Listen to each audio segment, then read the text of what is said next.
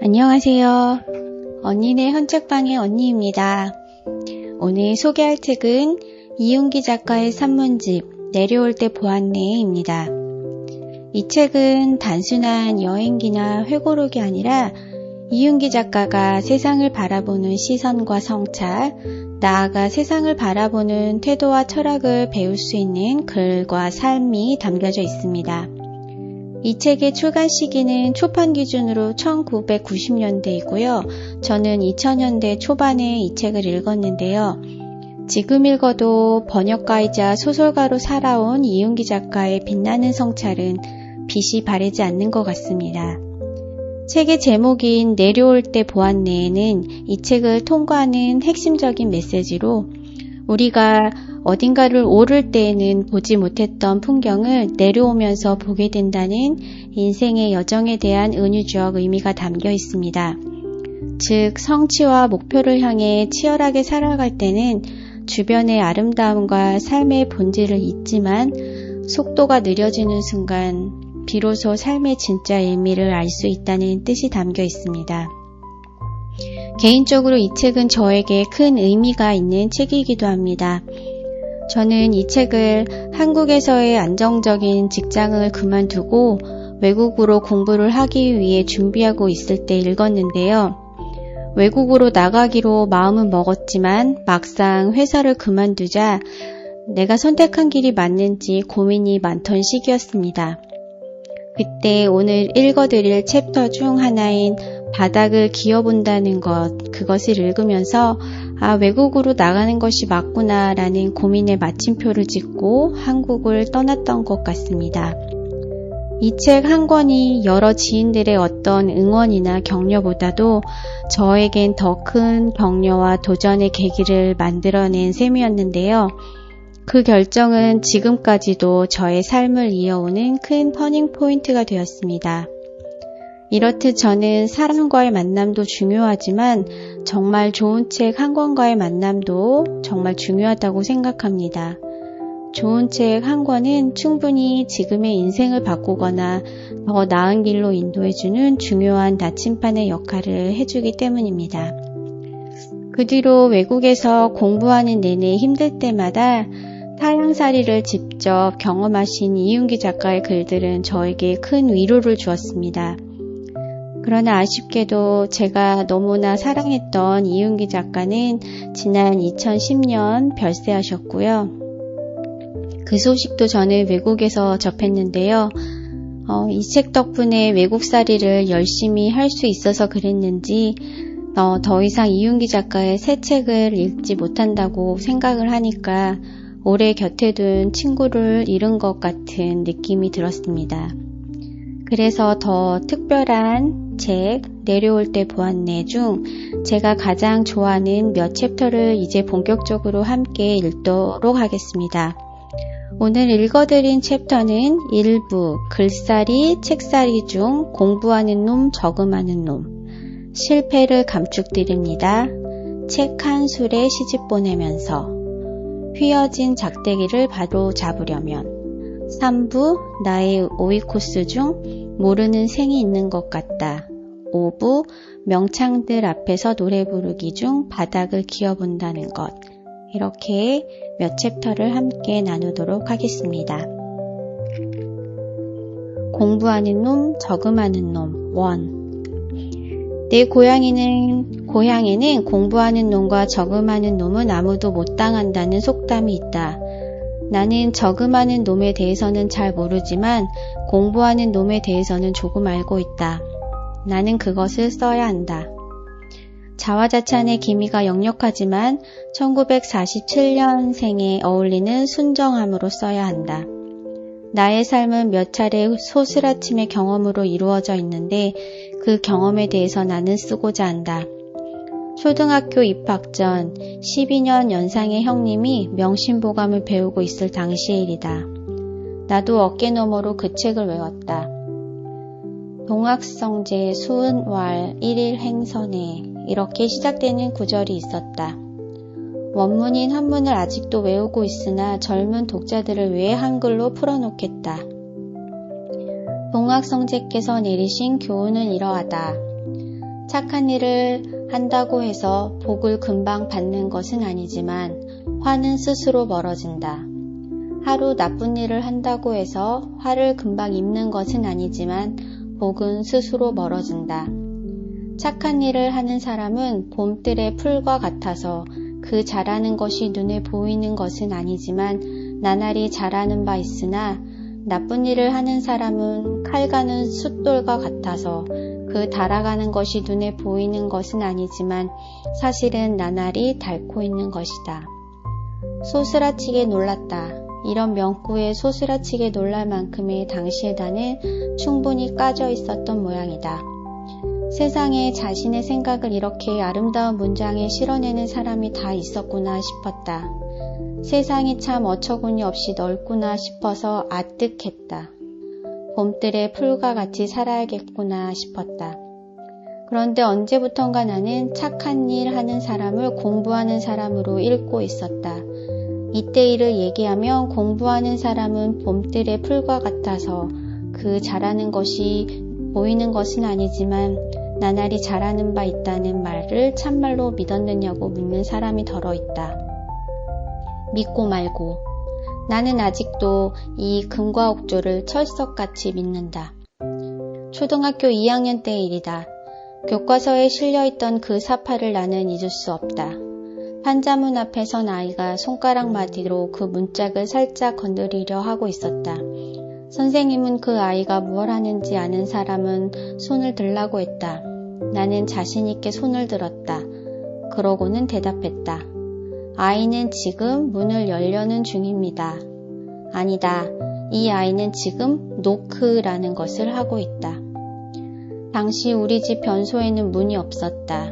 우리 마을의 변소는 대부분 달팽이꼴로 지어져 밖에서 안이 보이지 않는 새층 머슴 뒷관이었다.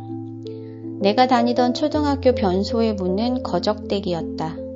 나는 그때까지 나무문이 달린 화장실은 본 적이 없었다. 그러니 노크라는 말이 있다는 것을 알지 못할 수밖에.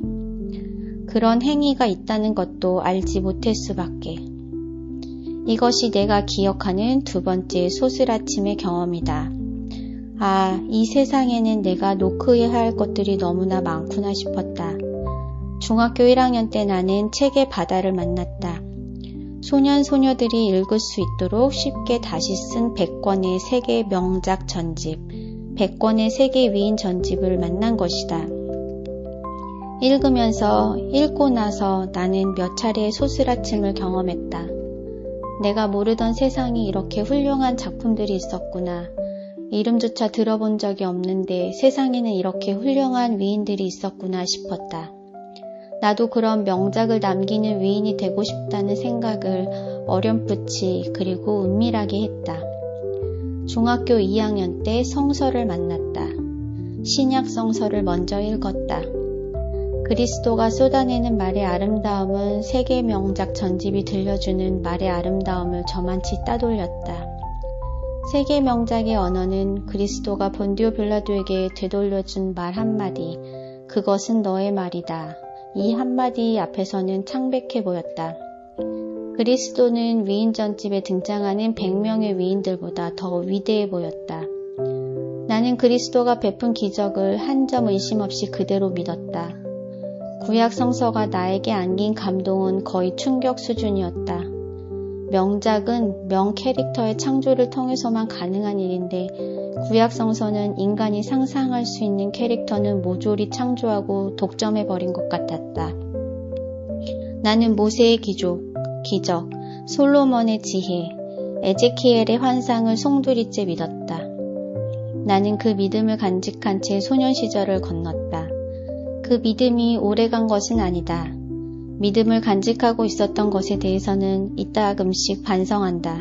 그러나 성서를 읽으면서 쓴 엄청난 시간에 대해서는 반성의 기미조차 추호도 없다. 청소년 시절 늘 나의 뇌리를 맴돌던 의문이 하나 있었다. 공부와 독서는 무엇이 다른가? 시인이나 소설가가 되고 싶어 하던 나에게는 공부가 곧 독서였다. 독서가 곧 공부였다. 음악가가 되고 싶었다면 나는 대위법이나 화성학을 공부했지 해밍웨이를 읽지는 않았을 것이다.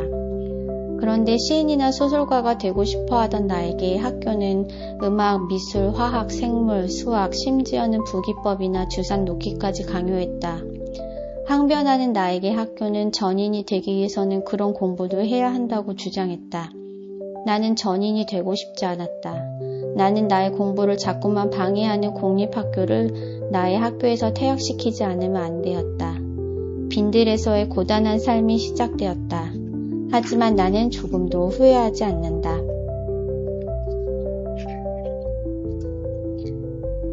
책 한 술에 시집 보내면서 한 신문사가 책의 날을 제정하면서 나에게 축사를 한 꼭지 짓고 선포식장에 나와 낭독해 주기를 청했다. 나는 지울 수는 있었어도 선포식장에 나가 낭독할 수는 없었다. 공교롭게도 해외 일정과 일정이 맞물려 있었기 때문이다. 내가 지은 축사는 문제의 선포식장에서 다른 사람이 낭독한 것으로 들었다. 짧은 축사는 다음과 같다. 내 그대를 찬양했더니 그대는 그보다 100배나 많은 것을 내게 갚아주었도다. 고맙다, 나의 책이여. 하지만 이 축사는 나의 창작이 아니다. 프랑스 작가 미셸 투르니에 선생의 산문집 예찬에는 놀라운 문장이 몇 줄 등장한다. 투르니에 선생이 자신의 묘비명으로 새겨지기를 바라면서 쓴 문장이다. 그 짧은 문장은 다음과 같다. 내 그대를 찬양했더니 그대는 그보다 100배나 많은 것을 내게 갚아주었도다. 고맙다, 나의 인생이여. 인생을 찬양했더니 인생은 100배나 많은 것을 갚아주었더란다. 나는 이 문장을 읽는 순간 인생이라는 말 대신 책이라는 단어를 떠올렸다. 이 글을 읽을 당시만 해도 나는 인생이라는 말을 함부로 쓸 수 없을 만큼 오래 살아보지 못했기 때문일 것이다. 그러니까 나는 투르니에 선생의 인생을 책으로 살짝 바꿔 책에나 선포식장의 축사로 내어놓은 것이다. 책에나 선포식을 주관한 신문사에 그런 사정을 밝혔던 것은 물론이다. 책을 좋아해서 사들이고 또 사들였다. 중고등학교 시절의 장서가 벌써 1000권이 넘었다. 전쟁터 베트남에서 사들인 책만 700권 정도였다. 참전 중인 육군 병장의 장서가 1000권을 넘었다. 외국에서 사들여온 책만도 수천 권이었다. 따라서 내가 찬양한 책, 내가 사들인 책은 10,000권이 넘는다. 미셸 트루니에 선생의 말씀이 맞다. 나는 책을 찬양하고 책을 사들였다. 그랬더니 책이 갚아주기 시작했다. 100배 이상 갚아주었다. 나의 책을 읽어주는 독자들 숫자는 내가 찬양하고 사들인 책 10,000권의 100배가 넘을 터이니 나는 책에 관한 퍽 인색하다. 버리지도 않거니와 빌려주는데도 인색하다. 내 아내는 친구들에게 나의 책을 빌려주었다가 싫은 소리를 들은 적도 있다. 이상한 일이지. 아내가 어떤 책을 친구에게 빌려주면 내가 꼭 그 책을 찾는단다. 내가 오고 가는 2개의 작업실에는 책이 차고 넘친다. 10여 년 전부터는 저자들과 출판사들이 내게 책을 보내주기도 한다. 그래서 주말이면 책을 가방에 넣어 시골 작업실로 옮기는데 늘 분주하다. 약 오르는 일이다. 나의 독서 능력은 나날이 늘어나는 책의 숫자를 감당하지 못한다. 인도주의를 실천하는 의로운 의사이자 종합병원 원장인 내 친구, 병원의 장서량이 나날이 줄어간다고 탄식한 적이 있다. 환자들이 책을 빌려가서는 되돌려주지 않기 때문이란다. 작업실에서 환자들이 읽기 편한 책들을 골랐다. 지나치게 전문적이지 않을 것, 너무 어렵지 않을 것, 저자나 역자의 서명이 들어있지 않을 것, 이런 몇 가지 원칙을 정해 1000여 권의 책을 출연했다. 그 책은 지금 시골 작업실에 쌓여 있다. 거짓말 좀 보태면 산같이 쌓여 있다. 그런데 근 2달째 나는 그 책들을 병원으로 실어보내지 못하고 있다. 병원에 연락하면 자동차가 와서 실어가기로 되어 있는데 나는 아직도 병원에 전화를 걸지 못하고 있다. 아까운가? 딸아이가 결혼하겠다고 했을 때의 심정과 어찌 이리도 비슷한지. 딸아이 결혼식 날은 기쁘고도 섭섭했다. 기쁘고도 섭섭했다는 이 형용 모순이 그렇게 실감날 수가 없었다. 병원에서 자동차가 와서 내 책을 싣고 가는 날도 나에게는 아무래도 기쁘고도 섭섭한 날이 될 것 같다.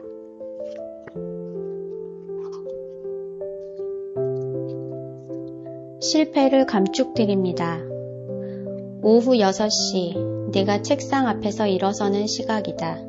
이 시각부터 나는 사람들을 만나거나 술을 한잔하거나 한다. 하지만 10월 13일 오후 6시에는 책상 앞을 떠날 수 없었다. 두 신문사와의 약속 때문이었다. 10월 13일은 노벨 문학상 수상자 발표가 있는 날이었다. 우리나라의 고은 시인이 유력한 후보자로 거론되고 있던 시점이었다. 나는 고은 시인이 수상자가 될 경우 그분과의 개인적 친분과 문학세계에 관련된 글을 두 신문사에 써보내기로 되어 있었다. 그래서 6시부터 잔뜩 긴장한 채 서재와 안방을 오가면서 신문 원고를 메모하거나 TV 화면을 힐끔거리거나 했다. 8시 뉴스에 수상자 발표가 있을 것이라고 했다. 그래서 8시부터는 꼼짝도 하지 않고 TV 화면만 바라보고 있었다. 화장실에도 갈 수 없었다. 한국인의 문학적 업적에 우리의 모국어에 노벨 문학상이 얹힌다는 것을 확인하는 필경 무지하게 짜릿할 터인 그 감동의 순간을 놓치고 싶지 않았기 때문이었다. 무엇을 먹거나 마실 수도 없었다. 고은 시인이 수상할 경우 밤 늦게까지 써야 할 원고에 대한 부담감 때문이었다. 8시 30분쯤 되었을까? TV 화면 속의 아나운서가 약간 풀죽은 표정을 하고는 아쉽게도 우리나라의 고은 시인이 아닌 영국의 극작가 해럴드 핀터가 노벨 문학상을 수상하게 되었다는 소식을 전해주었다. 아쉬웠다. 허탈했다. 섭섭했다. 솔직하게 쓰자. 아쉽고 허탈하고 섭섭하기만 했던가? 엉뚱한 사람이 수상한 덕분에 나는 두 꼭지 신문 원고를 써야 하는 엄청난 부담에서 놓여놨는데? 고백하거니와 TV 앞에서 일어서면서 내가 한 말은 이것이었다. 아이고 살았구나. 그로부터 한 일주일 뒤 세계 도서 축제가 열린 독일의 프랑크푸르트에서 고은 시인을 만났다. 마음고생 많이 하셨지요? 이런 의례적인 인사 끝에 발표 당일 내가 했던 마음고생과 발표를 듣는 순간 내가 보였던 이기적인 반응도 솔직하게 고백했다. 그러고는 가볍게 긴장했다. 그가 이런 말로 나를 야단칠 수도 있기 때문이었다. 뭐라고? 내가 수상에 실패했는데 모국의 문학에 모국어에 돌아올 수도 있는 영광이 다른 곳으로 흘러갔는데도 자네가 보인 반응이 뭐? 아이고 살았구나? 신문 원고를 쓰는 부담에서 놓여놨다고 뭐 아이고 살았구나? 자네가 그러고도 한국의 작가야? 한국인이야? 그러나 아니었다. 고은 시인은 나의 고백을 듣고는 한동안 탁자를 치면서 박장대소하더니 이렇게 중얼거렸다. 나 안 섭섭해 이 사람아. 그게 인간이야. 우리는 그런 인간에 대해 써야 해. 노벨 문학상 악몽이 끝난 지 겨우 일주일. 고은 시인은 그 악몽을 거뜬하게 소화하고는 늙은 악동으로 돌아와 있는 것 같았다. 나는 지금 고은 시인 이야기를 쓰고 있지만 꼭 그런 것만은 아니다. 한 차례 일진 광풍을 맞은 겁목 같은 분 이야기를 앞세워서 노시인에 대해서는 퍽 송구하지만 나는 지금 다음 세대의 사람들이 경험할 실패에 대해서, 좌절에 대해서 쓰려고 한다. 나와 비슷한 경험을 가진 사람들이 많을 것이다. 워드 프로세서로 글을 써서 복사하는 과정에서 혹은 송고하는 과정에서 날려버리는 경험을 나는 여러 차례 했다. 원고가 짧을 경우에는 별로 큰일이 아니지만 긴 원고의 경우에는 정말 마른 하늘의 날벼락이다. 그래서 철통 같은 방어막을 구축해놓고 있지만 나는 아직까지도 이 원고 날려먹기와 원고 다시 쓰기의 끔찍한 경험으로부터 해방된 완벽한 무풍지대에는 잊지 못하다. 그런데 참 이상한 일도 다 있지. 나에게 상을 안겨준 작품들, 사람들로부터 호평을 받은 대부분의 작품들은 날려먹기와 다시 쓰기의 아픈 경험과 관련이 있다. 글이 술술 풀린다는 것은 좋은 일이다. 하지만 그렇게 술술 풀린 글쓰기의 고된 노동을 거의 면제받은 듯한 글로써 나는 호평을 받아본 적이 없다. 그래서 나는 늘 아프다. 이런 소소한 병증은 나 자신의 실패를 위로하려는 방어적, 심리적 방어기제에서 유래한 것이기가 쉽다. 나에게는 남의 비보에 환호하는 매우 엽기적인 버릇이 있다. 나는 국회에서 대통령 탄핵안이 발의되었을 때 드디어 입질이 왔다. 이런 반응을 보임으로써 아내를 매우 당황하게 한 사람이다. 나는 탄핵안이 통과되었을 때 월척이다 하고 소리침으로써 울먹이던 아내를 매우 당혹해 한 일도 있다. 야구선수 박찬호가 연승하면 나는 불안해진다. 박찬호가 승리투수가 되는데 실패하면 나는 마음 편해진다. 나는 박찬호의 성공은 박찬호의 실패와 좌절의 산물이라는 것을 조금도 의심하지 않는다. 실패하고 좌절하지 않았더라면 저 나이에 저토록 듬직한 선수가 되지 못했을 거라고 나는 확신한다. 나는 골프선수 박세리의 공이 호수에 빠졌어도 그다지 걱정하지 않았다. 박세리의 빛나는 승리는 바로 그 실패와 좌절의 순간이 피워낸 꽃이라고 나는 생각한다. 골프선수 미셸 리가 사소한 반칙 때문에 화려하게 데뷔하는 데 실패했을 때도 내가 보인 반응은 이것이었다. 미셸 리 축하해요. 겨울이 오고 있다. 살아있는 것들에게 겨울은 매우 혹독한 계절이다. 풀은 말라야 하고 나무는 자라기를 그만두어야 하는 계절이다.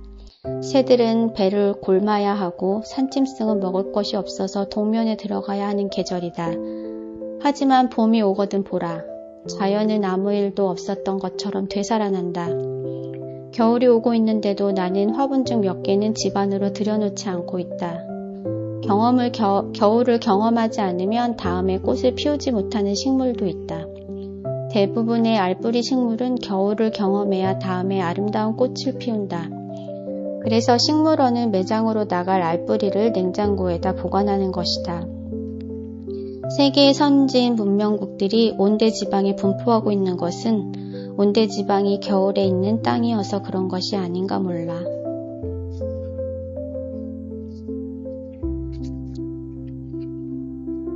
휘어진 작대기를 바로 잡으려면 젊은이들에게 덕담할 때마다 내가 빠뜨리지 않는 것이 있다. 남녀가 불평등할 수밖에 없었던 과거와 불평등의 조건들이 송두리째 사라져버린 현대를 대비하는 것이다. 이로써 남성과 여성의 평등함을 강조하는 것이다. 나는 여필 종부, 즉 여성은 반드시 지아비를 따라야 한다는 옛말을 참 싫어한다. 삼종지례, 즉 여성은 어릴 때는 아버지를, 결혼하고서부턴 지아비를, 늙어서는 아들을 따라야 한다는 옛말을 저주한다. 모두 남성이 노역과 병역의 주체 노릇을 하던 시대의 산물이다. 시대가 이렇게나 바뀌었는데도 남성은 노역과 병역의 주체 노릇하던 시절의 버르장머리를 버리지 못한다. 나 또한 과거의 관성이라는 이 망령에 덜어 사로잡히고는 한다. 친구 딸의 결혼식에서 위의 요지로 덕담한 나에게 한 동기생이 항의했다. 자네는 요즘의 여성들이 너무 나서는 것 같다고 생각하지 않나?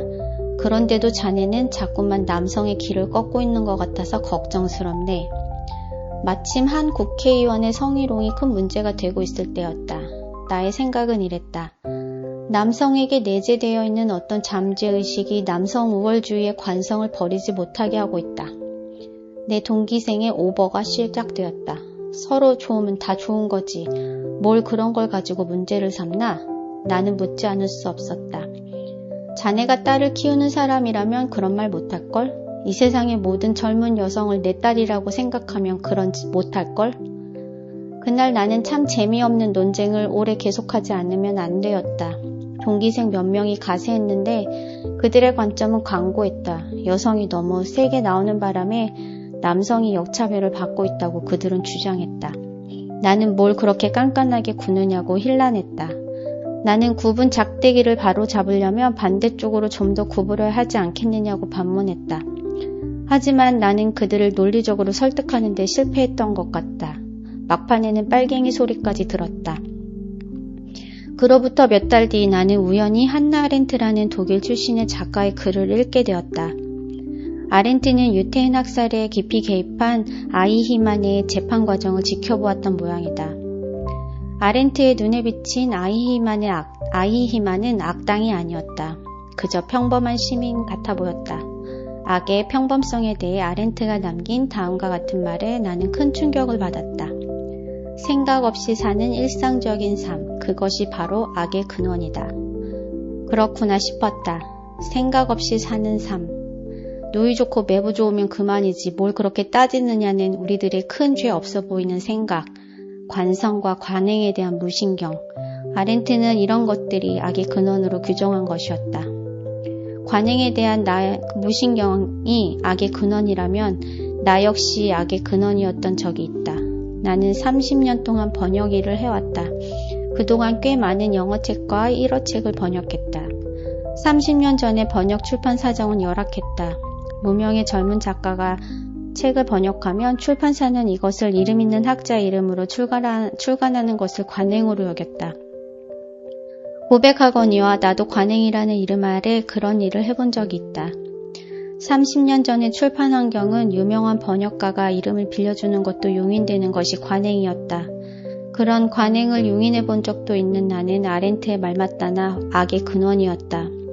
하지만 그런 나도 20년 전부터는 악의 근원이 겨우 아니게 되었다. 악의 근원에 대한 자생적 성찰이 생겨났기 때문일 것이다. 80년대 중반부터는 나는 유혹을 자주 받았다. 당신은 바쁘니까 많은 책을 번역할 수 없다. 그러니까 다른 사람들이 번역한 원고를 꼼꼼히 읽어주고 이름을 빌려달라. 그러면 많은 돈을 벌 수 있다. 지난 20년 동안 나는 이런 유혹에 한 번도 넘어간 적이 없기 때문에 이 글을 쓸 수 있는 것이다.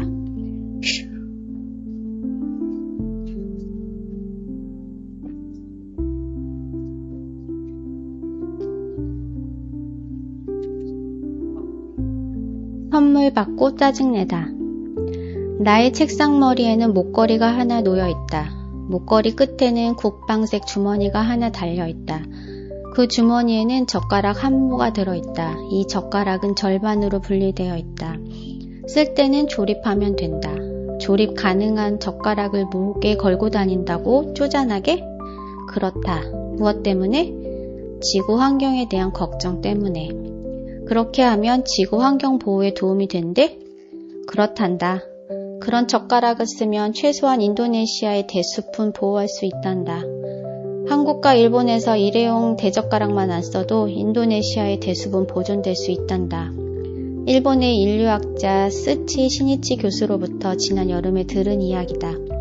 목걸이 젓가락은 그의 제자들이 운영하는 가게에서 물경 25,000원을 주고 산 것이다. 상징적인 힘이 깃들여 있지 않다면 너무 비싼 젓가락이다. 그런데 조립식 젓가락 주머니에는 벌새 한 마리가 그려져 있다. 벌새 한 마리가 거기에 상징적으로 그려진 까닭이 의미심장하다. 느린 삶, 슬로우 라이프의 저자로 유명한 스치 시니치 교수.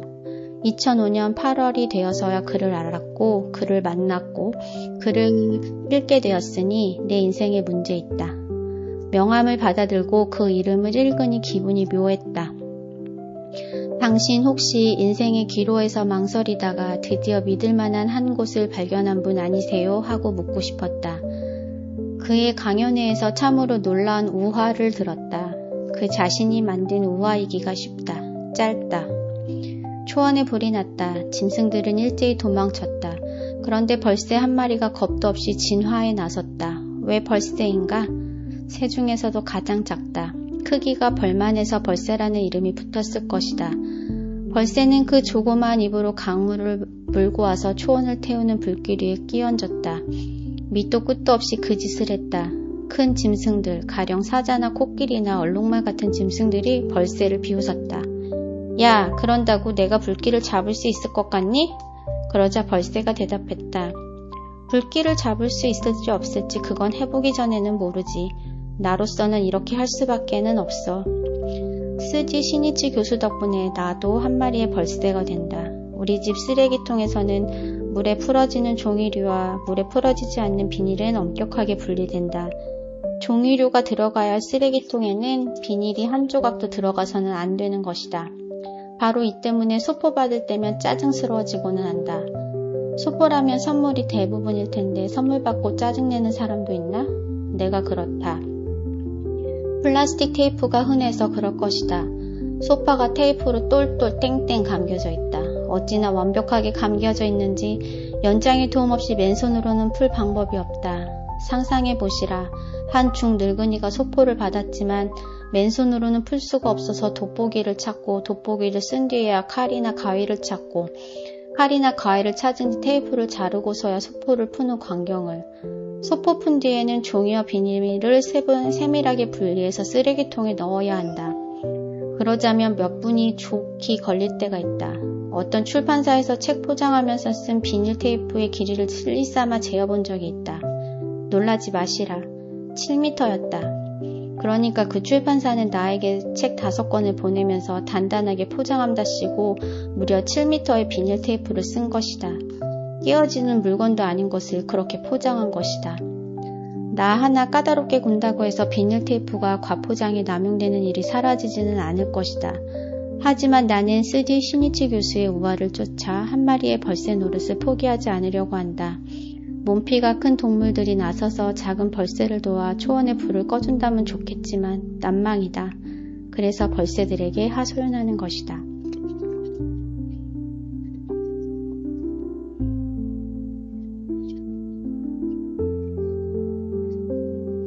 바닥을 기어본다는 것. 변화를 두려워하는 젊은 독자들을 위해서 쓴다. 익숙한 것과의 결별을 두려워하고 낯선 곳에서의 아침 맞기를 두려워하는 분들을 위해 쓴다. 나 자신의 체험을 쓰는 것이어서 약간 잘난 척하는 것이 불가피하다. 1991년 내 나이 45살 되던 해였다. 문득 이렇게 사는 것이 아니다 싶었다.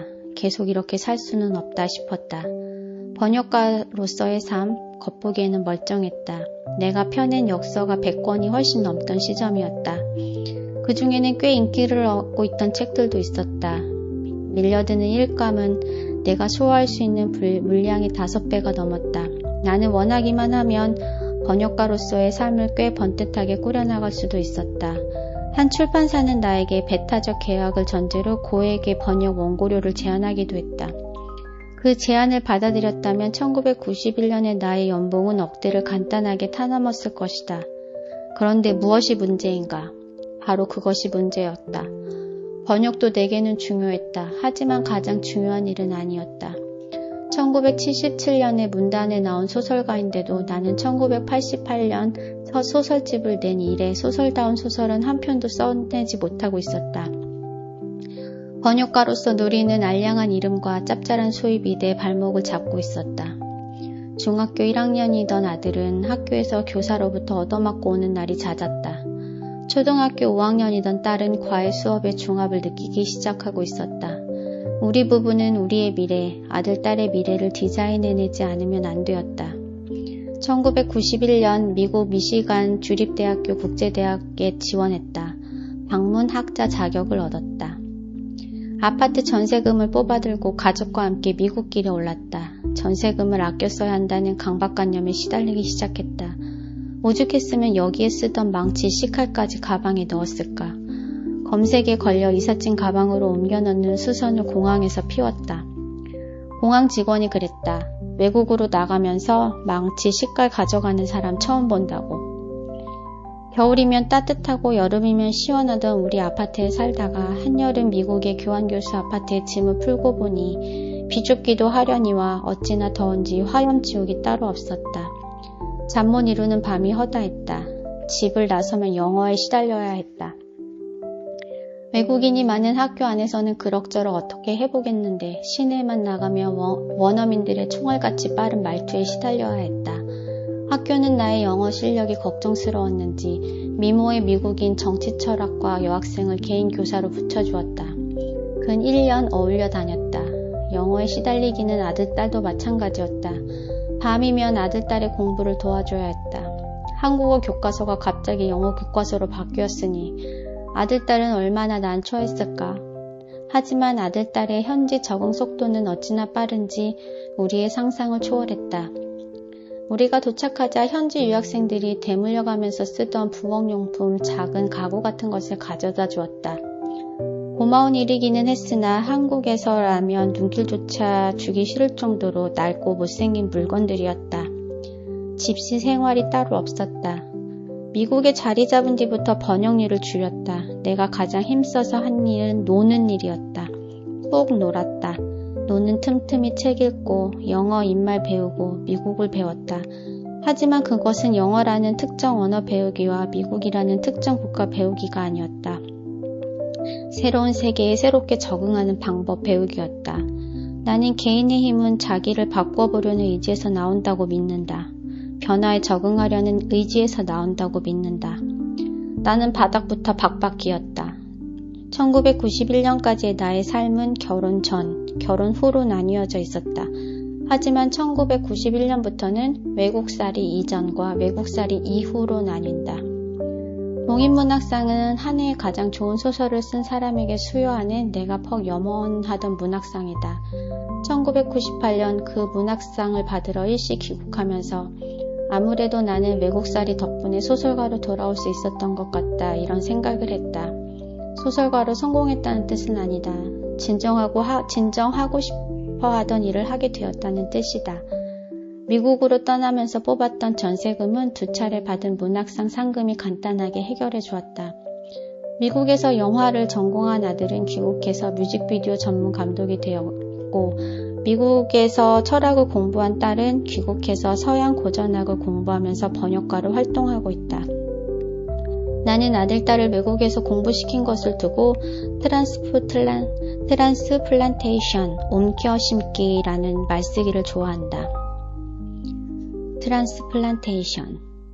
물이나 나무에게 이식당한다는 것은 아픔이다. 하지만 아픔을 경험하지 않고는 성숙해질 수 없다. No pain, no gain. 외국에 대한 적응, 우리 가족이 장착한 베이식. 변화에 대한 대응, 우리 가족이 장착한 풀 옵션이다. 미국 대신 다른 나라 이름을 써도 좋다. 나는 외국을 향해 30, 40대의 등 떠밀기를 좋아하는 사람이다. 물은 고여 있으면 썩는다. 흐르려면 바닥을 기어야 한다. 사람 또한 그렇다. 사람의 힘은 여기에서 나온다고 나는 믿는다. 오늘의 책 읽기는 여기까지 하겠습니다. 만약에 이윤기 작가가 살아계셨다면 한강 작가가 노벨 문학상 수상을 했을 때 어떤 글을 쓰셨을지 참 궁금해지는 시점이었어요. 오늘도 좋은 하루, 좋은 책 읽기 하시기 바랍니다. 감사합니다.